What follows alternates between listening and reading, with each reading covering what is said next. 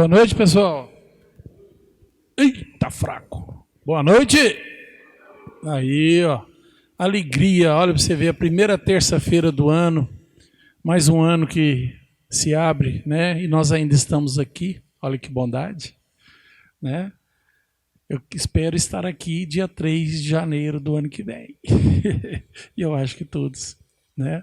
Apesar que nós somos reencarnacionistas, né, e sabemos que a morte é só um translado de um plano para outro, que é uma sequência, uma única vida. É gostoso estar aqui, né, gente? E a gente tem que agradecer a Deus, porque é a oportunidade que Ele nos dá de nós aprendermos um pouco, melhorarmos um pouco, para quando estivermos novamente no plano espiritual, possamos estar em planos suaves, planos mais leves do que aqueles que a gente saiu antes de vir. É com muita alegria que eu estou aqui perto desse rapaz, que eu conheço desde Catatauzinho. Ele está com cabeça branca, mas ele é bem mais novo que eu. Viu? Teve o privilégio de nascer numa família espírita, viveu um berço espírita a vida inteira, trabalhador, de uma capacidade, de uma inteligência fora do comum. E eu é que tenho o privilégio de estar com ele aqui hoje, eu estou muito grato por isso. Tinha muito tempo que a gente não se via, né, Helder? Isso mesmo. Boa noite a todos, amigas, amigos. Uma alegria voltar aqui a essa casa, a Jesus de Nazaré.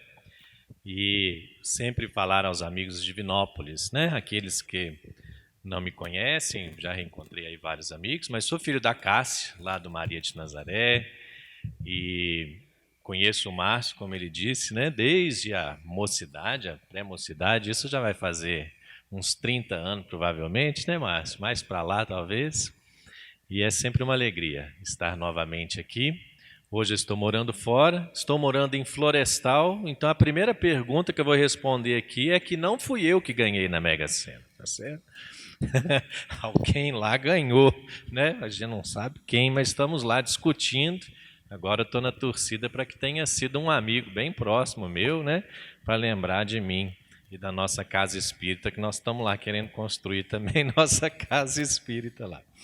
Mas brincadeiras à parte, uma alegria estarmos aqui, especialmente ao lado do amigo Márcio Torres, desde lá do Maria de Nazaré, quando da mocidade, né, nós estivemos juntos lá em reuniões mediúnicas também, com a nossa saudosa Dona Cássia Messano, então é sempre uma alegria estarmos juntos.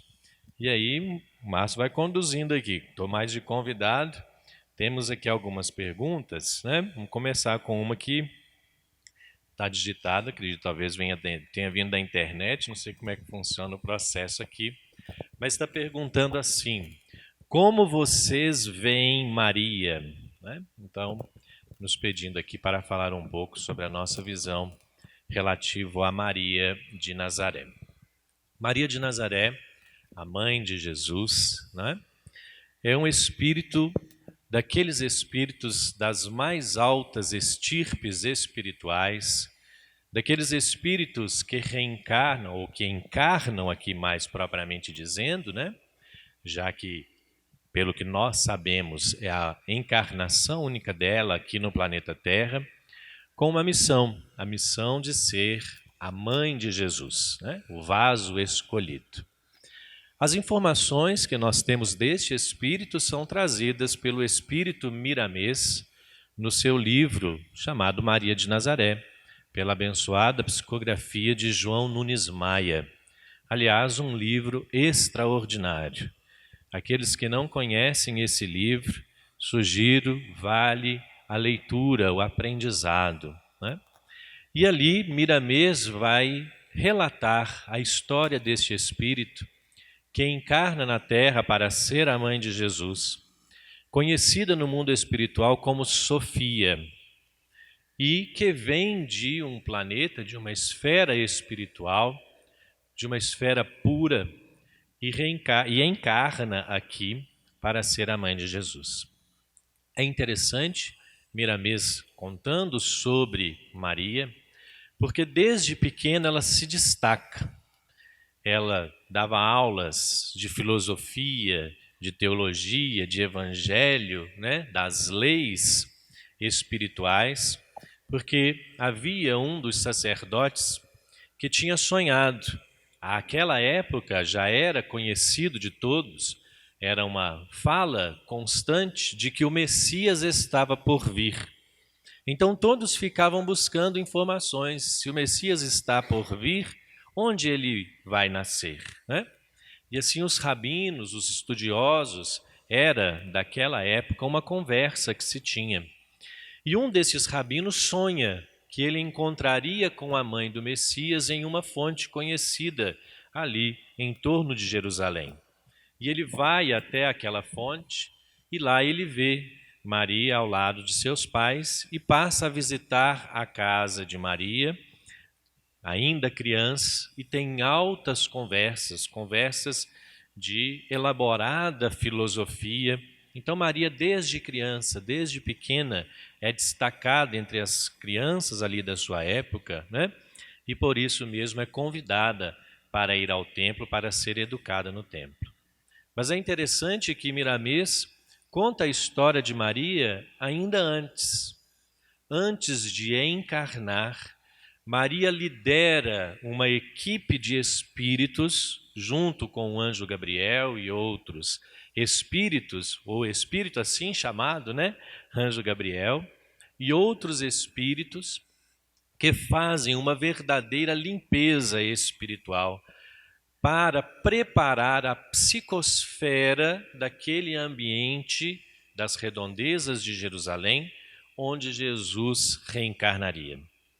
E neste trabalho espiritual, vários espíritos ainda inferiores, sombrios, que não queriam o aperfeiçoamento da humanidade, sabendo da vinda de Jesus, vários desses espíritos são afastados ali daquela redondeza.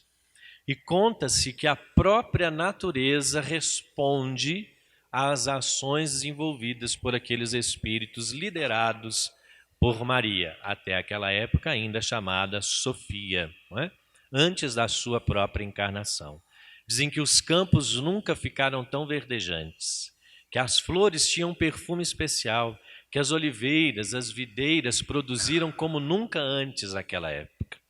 Então aí nós vemos quão elevado é este espírito, que depois, falamos então, antes da encarnação, viveu ao lado de Jesus, estava entre aqueles que seguiam Jesus, né?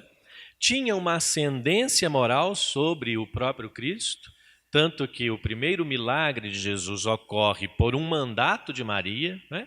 Maria manda que os serviçais às bodas de Caná tragam talhas. Jesus diz a ela: mãe, o que eu tenho a ver com isso? Ou seja, o que eu tenho a ver que o vinho acabou? E ela, como se diz, eu não quero nem saber, né? Tragam os vinhos que ele vai, tragam as taças de água que ele vai resolver. E ele, obedecendo à mãe, transforma, né, como nós conhecemos a história, a água em vinho. Então Maria tinha uma ascendência sobre Jesus. E ao final da vida, Maria, agora já cuidada por João Evangelista, que vai então para a casinha de João, passa ali a receber os enfermos, os doentes, e essa mensagem está escrita no livro de Humberto de Campos, no Irmão X, Boa Nova. Leiam este capítulo se vocês quiserem chorar um pouquinho. O quanto é emocionante Humberto de Campos descrevendo o amor que Maria tinha, né, por todos aqueles que iam à sua casa. E aqueles que iam à sua casa a chamavam a Casa da Santíssima. Por isso, Maria de Nazaré, nossa Mãe Santíssima, era assim que eles o chamavam e assim ela ficou conhecida. E ao desencarnar, ela vai até aqueles espíritos que estavam ali sofrendo ainda, né, junto das festas lá, das mortes tenebrosas que a gente via naqueles circos de Roma, né? E estimula aquela moça, Humberto de Campos, dizendo: canta, minha filha, canta. E ela vai para a arena ser destruída pelos leões cantando, né, em nome do Cristo. E ela é recebida por Jesus na sua desencarnação. Então vemos, falamos aqui alguns poucos fragmentos da vida de Maria, justamente para mostrar quão grandioso era esse Espírito, que até hoje cuida dos espíritos sofredores aqui, agora na notícia do irmão Camilo, no livro Memórias de um Suicida, em que Maria de Nazaré coordena um trabalho de amparo aos suicidas, e aqueles que trabalham com ela são chamados a Legião dos Servos de Maria, não é? Dando-nos o consolo, então, de que se temos alguém que sofre, Maria de Nazaré é aquela que tem nos acolhido, é aquela que colhe os espíritos do mundo espiritual com tanto amor, com o mesmo amor de mãe, a Pietá, que acolheu Jesus em seu colo, é aquela que também acolhe os espíritos sofredores. Vocês perceberam que os elogios que eu fiz no início não foi em vão, né? Agora eu vou ficar envergonhado até de falar depois disso tudo. Você é de uma capacidade fora do comum. Você é um capelino encarnado. Talvez. Significa que eu era muito ruim, né? Para ter ser capelino. Mas já era mais evoluído que nós, que não era, né? Vamos lá. Ó a pergunta. Por que uma certa situação na minha vida sempre se repete, trazendo o mesmo sofrimento? É um pouco complicado a gente tentar responder, porque a gente não sabe qual é a situação, né? A gente não sabe do que se trata os problemas. Então nós vamos generalizar aqui mais ou menos na tentativa de dar uma resposta. Por que uma certa situação na minha vida se repete? Talvez porque eu esteja fazendo a mesma coisa. Cometendo os mesmos erros. Cometendo os mesmos enganos. Né? Dando as mesmas oportunidades que eu dei, que não funcionou, mas eu ainda insisto em tentar. E vejo o mesmo resultado. Né?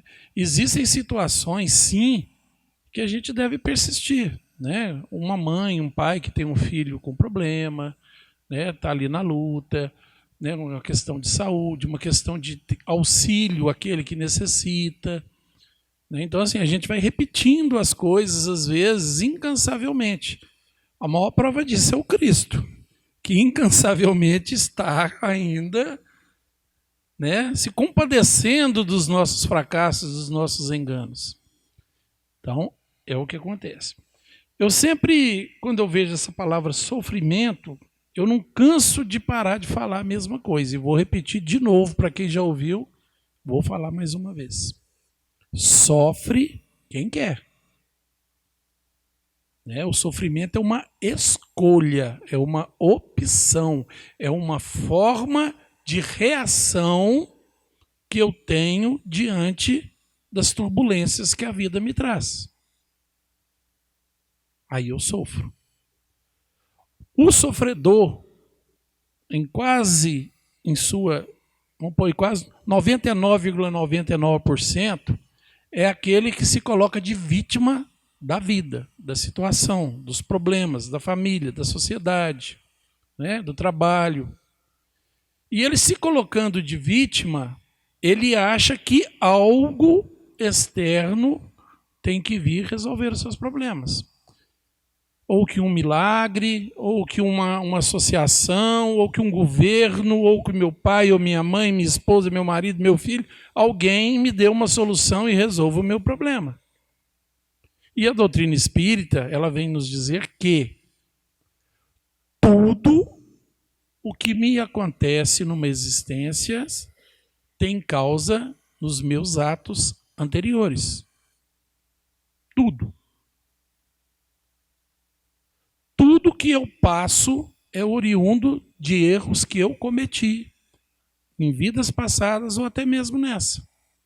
E que hoje aquilo me traz problemas, dificuldades, limitações, pessoas difíceis, constrangimentos, né? Tudo o que me acontece. E eu tenho que ver isso com bons olhos.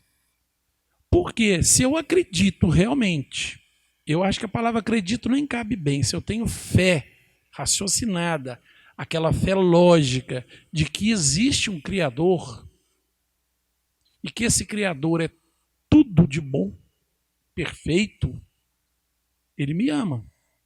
E me amando, ele jamais permitiria que algo viesse a me acontecer se não fui eu mesmo que causei. Porque se ele permitir que eu não tenha débito nenhum com uma determinada situação e que o Elder vem e me causa um mal, onde está a proteção desse pai amoroso para mim? Então ele me abandonou. E se ele me abandonou, ele não é amor. Ele não é perfeito. Então, quando ele permite que uma existência carnal, que é pequenininha, 80 anos não é nada na imortalidade, gente. Não é nada. Que um problema venha me causar situações que não facilite a minha vida, ou que me cause dores, perdas, angústias, é porque ali está a cura do ser que eu sou. É ali que estão os meus problemas a serem vencidos. Então, quando uma situação me vem, e eu, ao invés de me colocar de vítima, eu me veja como autor. Opa, peraí. Se o pai que me ama está permitindo que isso me aconteça, é porque eu causei. E se fui eu que causei, eu posso modificar. Eu sou o autor da minha vida. Eu sou o construtor de mim mesmo. Eu sou o projetista da minha existência. É minhas escolhas. Todo mundo conhece isso como livre-arbítrio. Livre-arbítrio é o poder maior que nós temos. O maior poder que Deus deu aos espíritos é o livre-arbítrio, que é o poder de decidir por si mesmo. Eu não consigo decidir para o Elder, não consigo decidir para os filhos, não consigo decidir para os pais, não consigo decidir para ninguém. Eu consigo decidir para mim. Eu decido. E se sou eu que decido, eu sou o único responsável pelas consequências ou pelas coisas boas que podem vir dali. Aí, quando eu olho o problema e entendo que eu sou o autor e eu posso modificar aquilo e buscar naquilo não só a dor, mas também o aprendizado e ver o que aquilo está me pedindo. Vamos fazer uma análise nossa. Todo problema que a gente tem, cada um aqui eu sei está passando por uns problemas.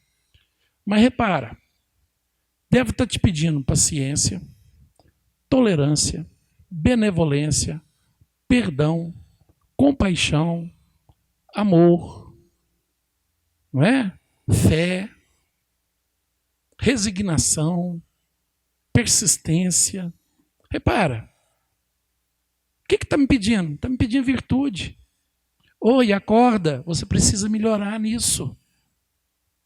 Aí eu vou sentir a dor, porque a dor é uma lei universal. A dor é uma alavanca que me impulsiona a andar, a continuar indo. Então a dor, eu não tenho opção por ela. Ela vem derivada dos meus atos. Mas eu posso passar pela dor sem sofrer. Porque aí eu já não me tornei vítima. Eu sou o autor.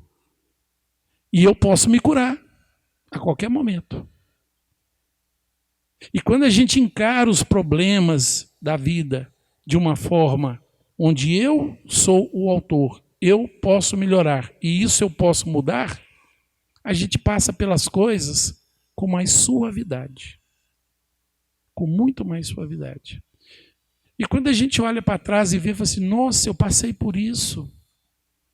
Na época foi tão difícil, mas até que foi legal, eu aprendi tanta coisa. A gente começa a entender o amor de Deus por nós. Porque é ali que está a cura dos meus defeitos, das minhas inferioridades, que é o único motivo de estarmos encarnados. Por que vocês acham que nós estamos encarnados? Para ir para as baladas, para os barzinhos, fazer amor, né? Juntar com os amigos. Vocês acham que nós estamos encarnados para quê? Nós estamos encarnados justamente para passar pelos problemas. É trabalhar para poder se sustentar e sustentar a família. É passar por doenças, é passar por tropeços, é passar por traições, é passar por conflitos.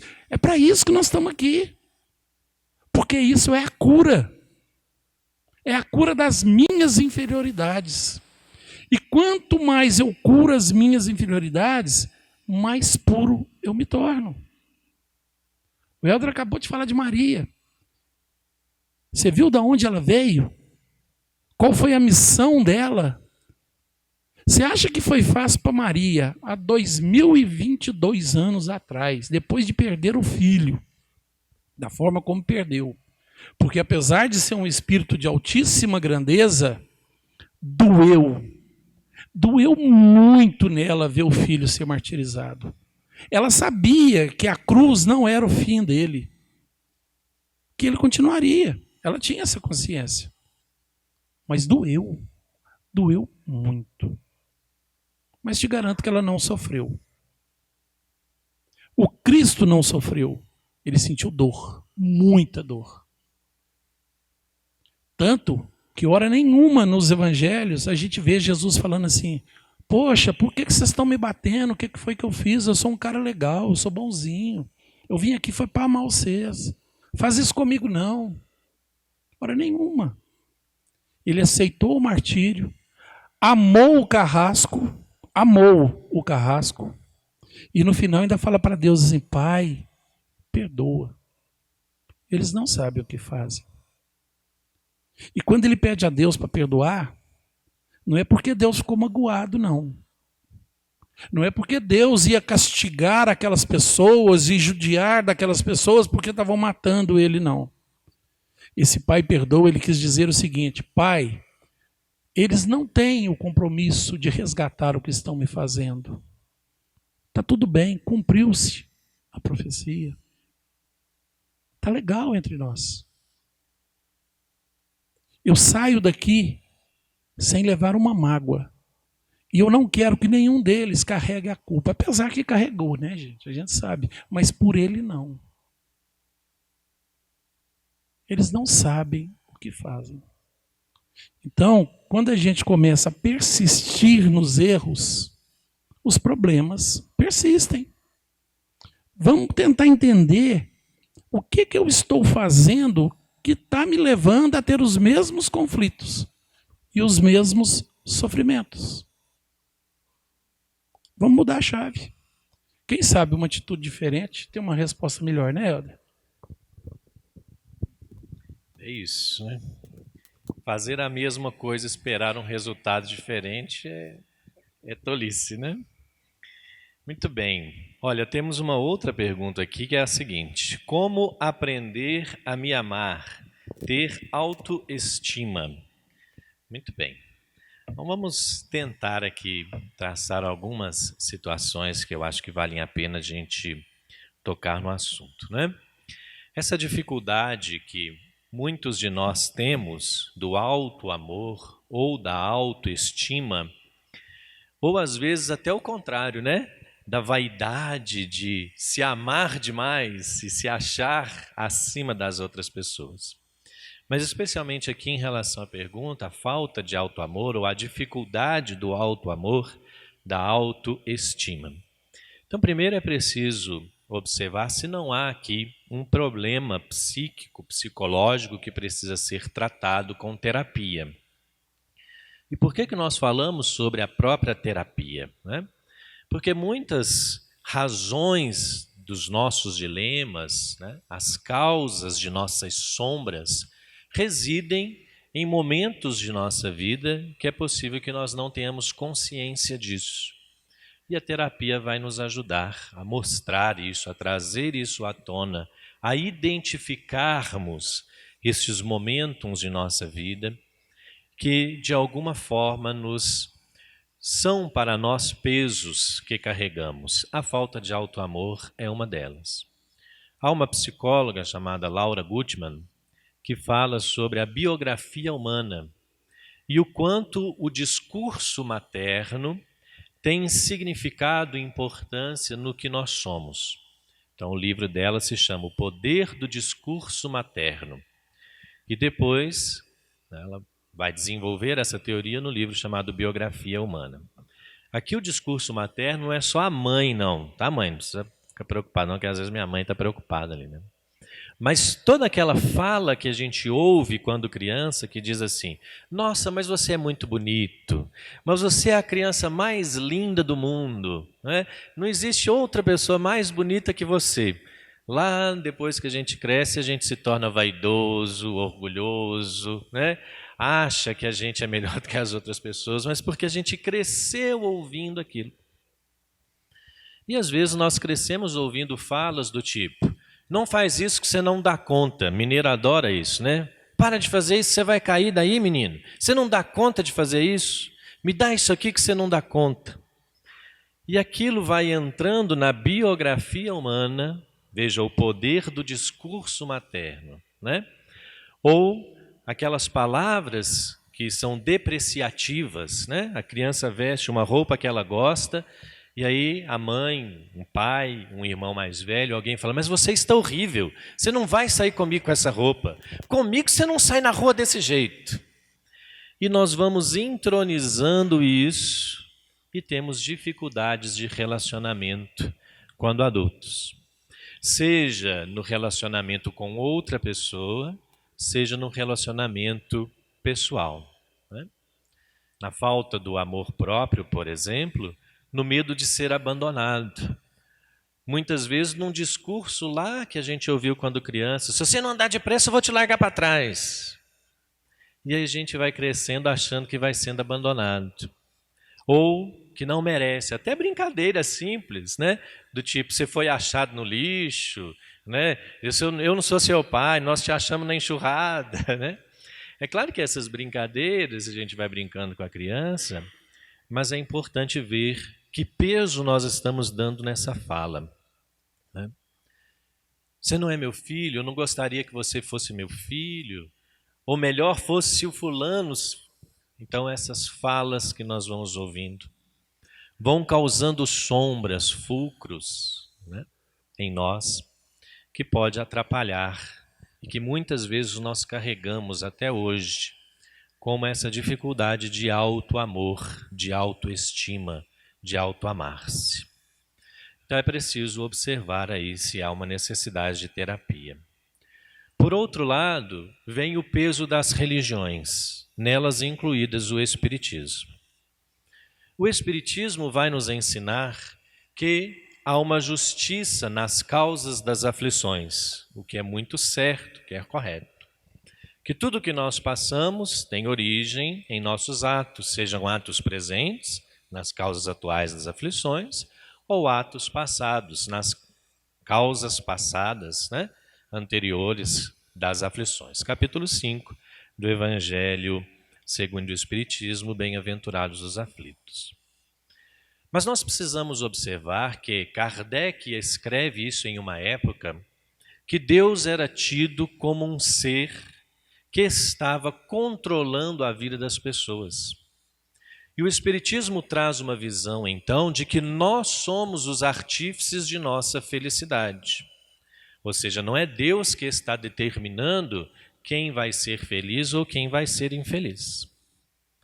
Mas nós acabamos trazendo isso, ainda com aquela noção de pecado que nós trazemos do tronco judaico-cristão, e hoje a gente olha para nós e não consegue se amar com o peso de uma explicação como essa, dizendo: eu sou a causa das minhas aflições. Eu estou passando por isso porque eu mereço. Porque eu devo ter tacado pedra na cruz. A gente fala assim brincando, né?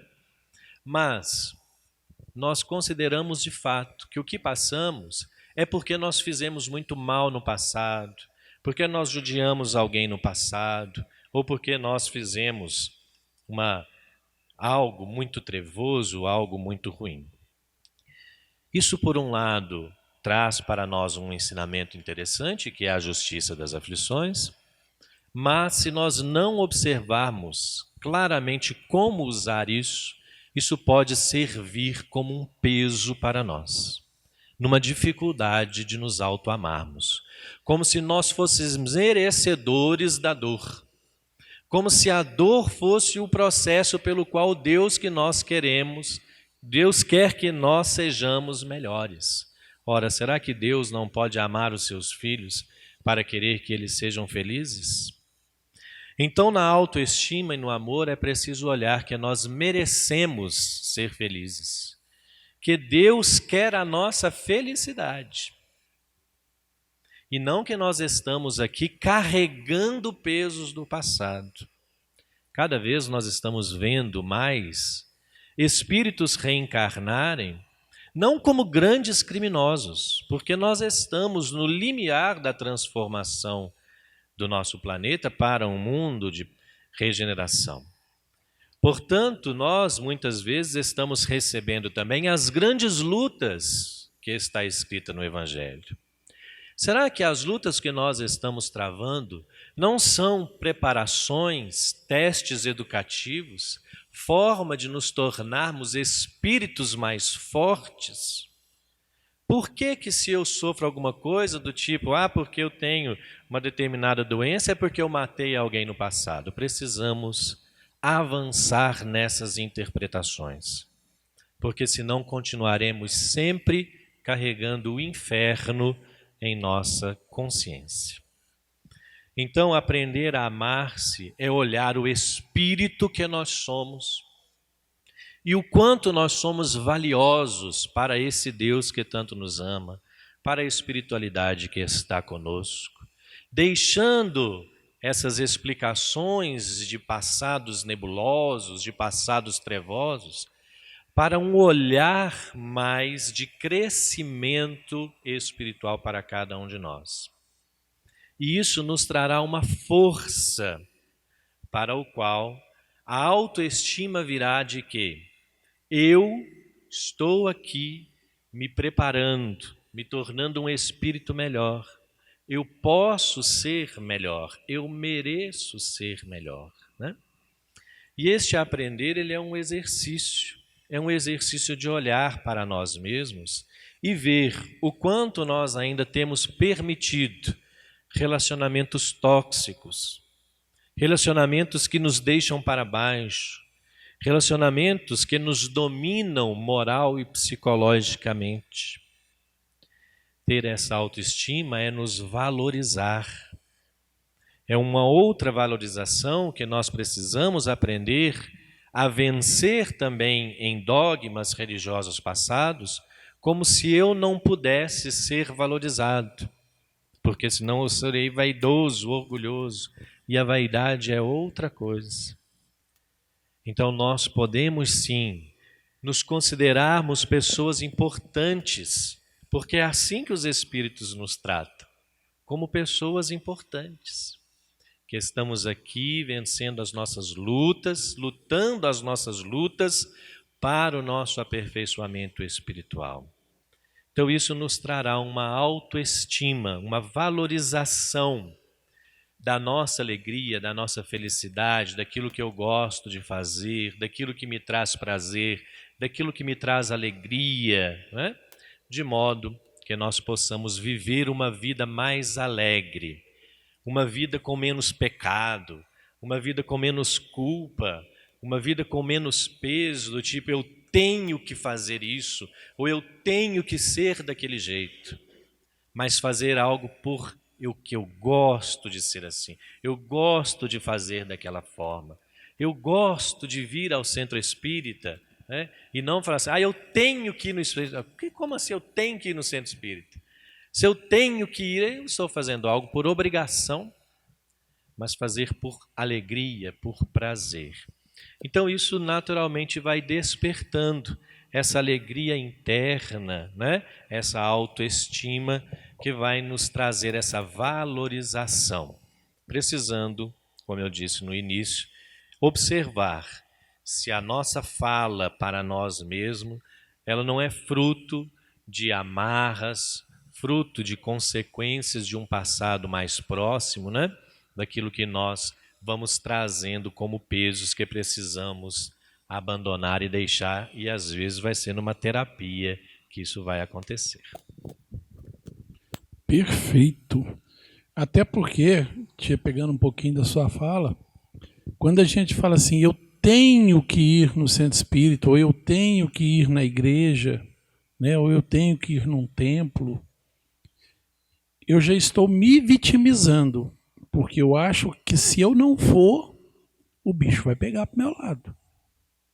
Se eu não for, eu não vou ter a proteção que eu preciso ter. Eu estou vítima. Mas quando eu vou porque me faz bem, porque eu gosto de estar lá. Lá eu aprendo alguma coisa que me ajuda a melhorar, que faz com que eu me aproxime mais de mim mesmo e, consequentemente, do meu Criador. A coisa muda, né? Vamos lá, mais uma pergunta. Dá tempo? Dá. É possível ser perseguido por espírito? Como isto se dá? Acontece muito mais do que a gente imagina, né? Nós nunca estamos sós, né? Lembrando que espírito somos nós. Nós agora estamos rodeados de espíritos encarnados, né? E se fosse médiuns videntes, estaríamos vendo uma legião de espíritos desencarnados aqui agora conosco, que eles estão aqui. Na verdade, o espírito é aquele que já não está mais no corpo físico, né? A doutrina espírita costuma separar, né?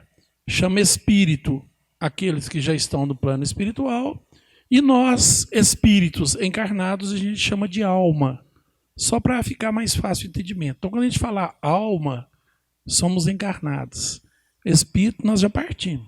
Então, se um dia vocês acordar e alguém falar assim, ô espírito, vocês estão do outro lado. Viu? Esperto. Então, mas nós somos perseguidos? Somos. Por que somos?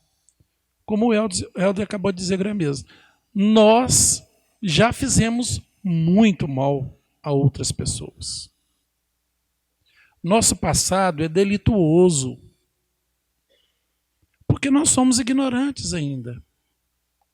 Nós ainda não nos conhecemos. Nós ainda não sabemos quem somos. Nós olhamos no espelho e quando a gente vê a imagem, a gente fala assim, este sou eu.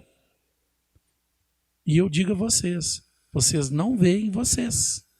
Vocês veem o corpo físico que temporariamente estão usando. Porque o ser pensante, o ser que sente, o ser que atua, o ser que faz o corpo mexer, sou eu, espírito, que estou temporariamente usando essa caixa de carne para me locomover aqui. Agora, eles me perseguem? Perseguem. Numa encarnação passada, já não sabe se foi na penúltima, na última, eu fui muito ruim para o Helder. Eu fiz muito mal para ele. E o Helder, não é o caso dele, tá, gente? É só figurativo. O Helder, ele não desenvolveu plenamente ao ponto de me perdoar pelo que eu causei a ele na vida passada. Aí eu encarno, e ele não. Eu estou aqui encarnado, corpo físico diferente, um nome diferente, uma família diferente, vivendo uma outra trajetória de vida. E estou ali, tranquilinho. De repente, o Helder passa e fala assim, aí lá, o corpo não é o mesmo, a fisionomia não é a mesma, mas a energia, o ser, é conhecido. Eu conheço esse rapaz. Foi ele que me prejudicou. E eu ainda guardo ódio. Eu ainda quero vingança. Aí ele se aproxima e começa a me acompanhar. O que ele pode fazer? Apenas me colocar coisas, sentimentos, desejos. É ficar soprando na minha mente aquilo que eu não devo fazer, que eu não devo pensar, que eu não devo agir. Para quê? Para que eu erre. Cometendo erro, eu estou causando novos delitos, novos problemas, e quando eu desencarnar, eu não vou para um plano superior àquele que eu saí. E quem está lá naquele plano inferior me esperando? O meu amigo. Consegui te trazer de volta. Porque se eu evoluir, para ele me alcançar, ele tem que evoluir também. E se ele evoluir, automaticamente ele me perdoa. Porque não tem como. Mas ele me persegue.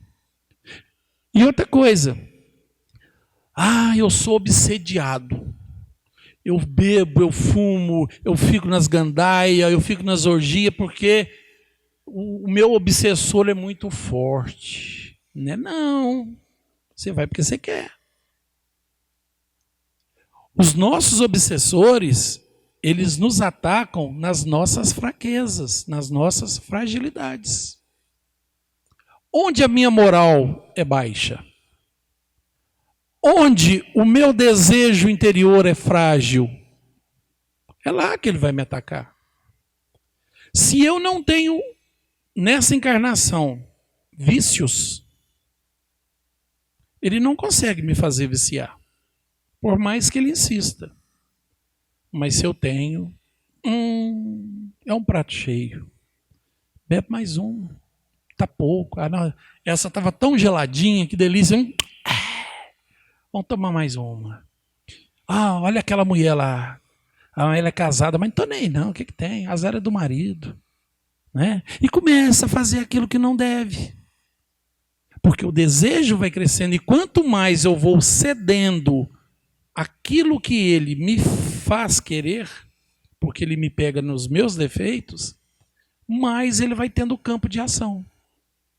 Chega ao ponto, às vezes, de uma subjugação. Eu vou fazer só o que ele quer. Porque eu já enfraqueci tanto o meu desejo, que eu faço o desejo dele. Como é que a gente fica livre disso? Amando. Sendo resistentes. Sendo inteligentes.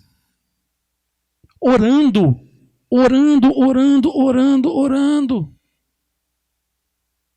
Pedindo a Deus proteção. Pedindo a Deus, meu Deus, se eu tenho espíritos vingativos comigo, por favor, auxilia-os. Dê a eles o consolo, dê a eles a razão, dê a eles a proteção, envie os bons espíritos para que socorra esses seres, porque eles sofrem. Eles estão em sofrimento. Eles estão em lugares não bons.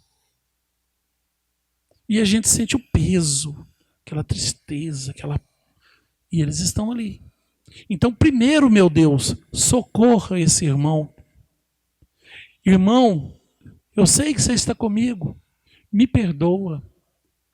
Na época em que eu te fiz isso, eu era muito ignorante. Hoje não sou mais. Mas eu sei que eu tenho esse débito com você. Me perdoa para que numa próxima existência nós possamos voltar juntos e crescermos juntos. Auxilia, meu Deus, o meu irmão primeiro, mas depois venha ao meu socorro também, porque eu também necessito. E através de orações e muito trabalho, as coisas vão se apaziguando. E existem também aqueles espíritos que nos perseguem, não porque eu fiz mal a ele, mas é porque eu tenho os mesmos vícios dele. Eu gosto muito de uma canjibrina. Um espírito que morreu de tanto beber e gosta da bebida, vai se aproximar de mim e vai se compartilhar dos meus vícios. Que seja na gula, no sexo, na bebida, nas drogas, falar mal dos outros, observar com maldade os outros. Eles se aproximam.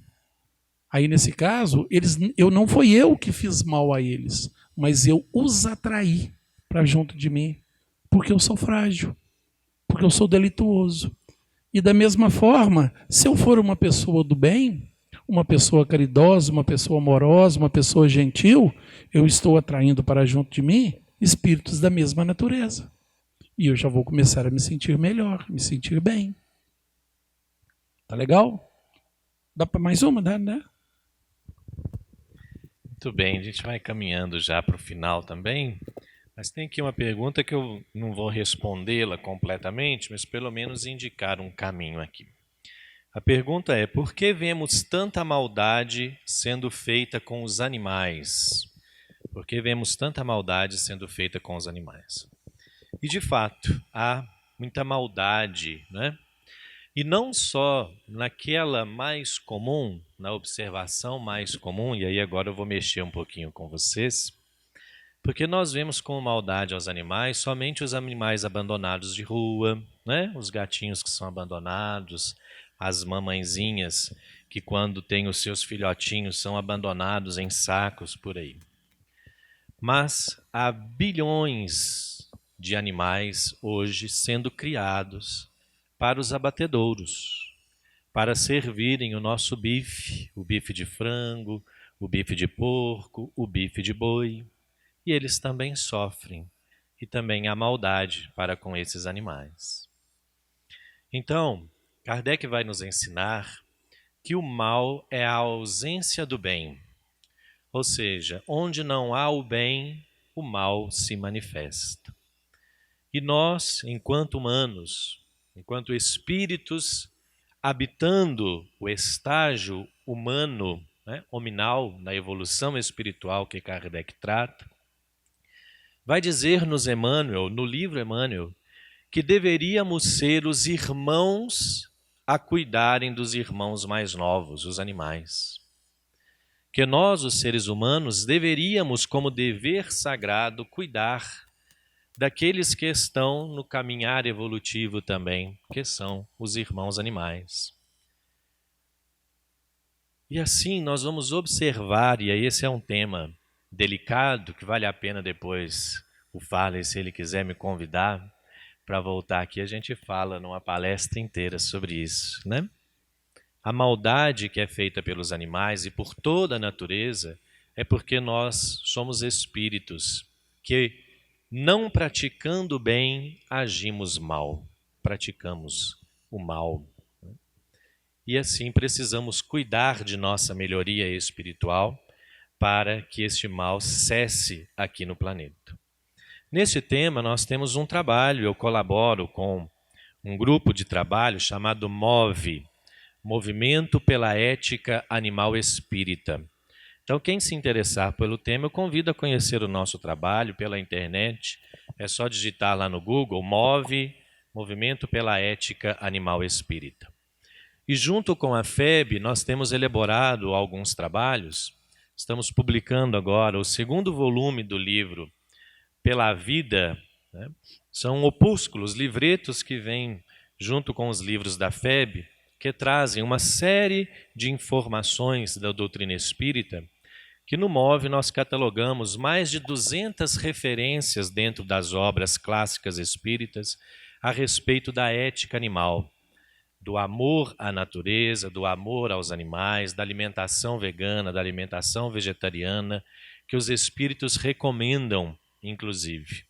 Então, se interessarem pelo tema, consultem, busquem na FEB, tem lá esses livretos, né, esses pequenos livros, a FEB chama de opúsculo, não gosto muito desse nome, mas são esses livretos, né, chamado Em Defesa da Vida. Teve o 1º volume, vai ter agora o 2º volume. E acabamos de lançar, junto com a Federação Espírita Brasileira também, a Campanha Nacional Permanente de Conscientização Ecológica. Foi lançada agora no dia 22 de dezembro. Então, lá no site da FEB vocês conseguem essas informações. Dentro da Campanha Nacional Permanente de Conscientização Ecológica está a necessidade do cuidado com a natureza, do cuidado com os animais. E no ano que vem, certamente, que haverá aí uma série de movimentos que a FEB, a Federação Espírita Brasileira, fará nesse sentido. Então, fica assim algumas dicas para vocês buscarem para a gente cessar de fato o sofrimento animal. Muito obrigado a todos. Até a próxima.